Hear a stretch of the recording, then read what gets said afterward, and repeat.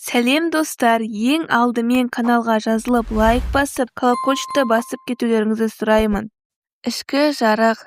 Әйгілі психиатр Элизабет Kübler-Ross адамдар витраж секілді деп тұжырым жасайды.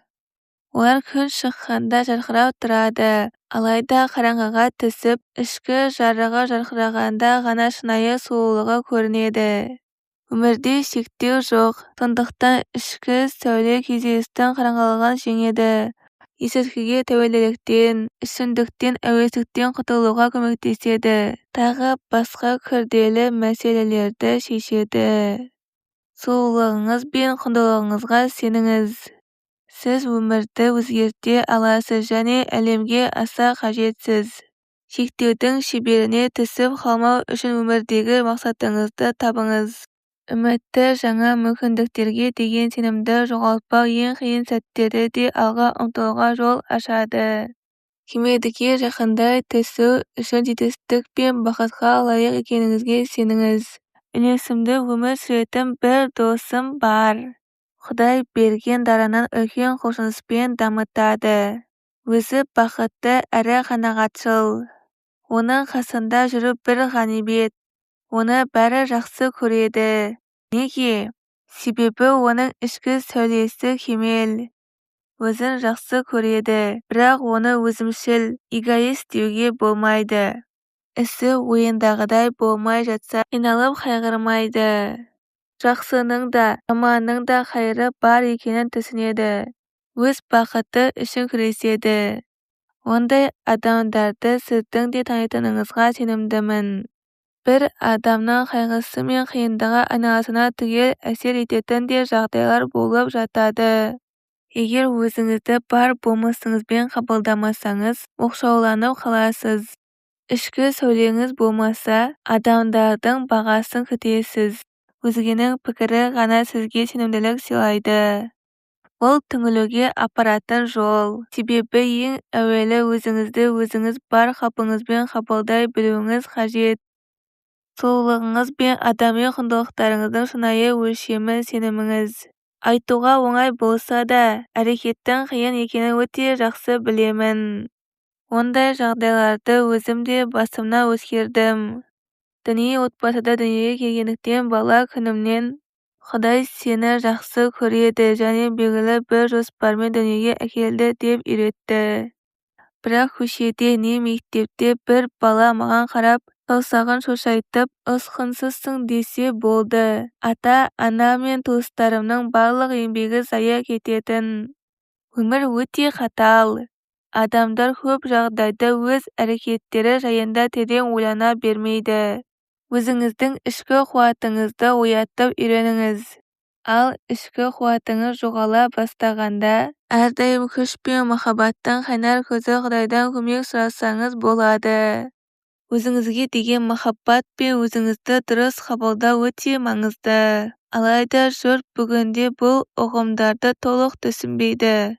Құдайдың махаббатынан жаралдым. Бұл өмірге Құдайдың белгілі бір жоспары бойынша келдім деп өзіңізді жақсы көріңіз. Жасөспірімдер, тіпті ересек адамдар да бұл түсінікті қате тәпсірлеп, өзімшіл эгоистерге айналады.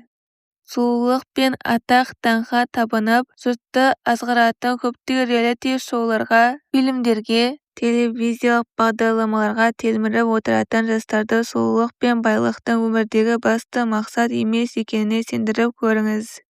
Мұнан соң көптеген әйгілі адамдардың шіркеуге емес, емделу орталықтарына тап болатыны таңғалдырмайды.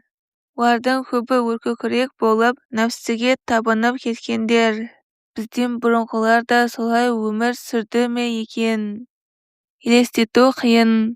Қазіргі заманда адамдарды белгілі бір стильде киінуге, белгілі бір көлікпен жүруге, белгілі бір өмір салтын ұстануға жан-жақтан үйретіп-ақ жатады. Сонда ғана сізді басқалар жақсы көреді, бағалайды, жетістікке жеткен адам деп санайды-мыс. Біздің қазіргі кезеңдік нүктеміз өте қауіпті. Қауіптілігі сондай, тіпті ендігі уақытта порнографиялық бағдарламаға қатысудың өзі атақ пен жетістікке, бақытқа әкеледі деген ой қалыпты жағдай болып қабылдануы да мүмкін.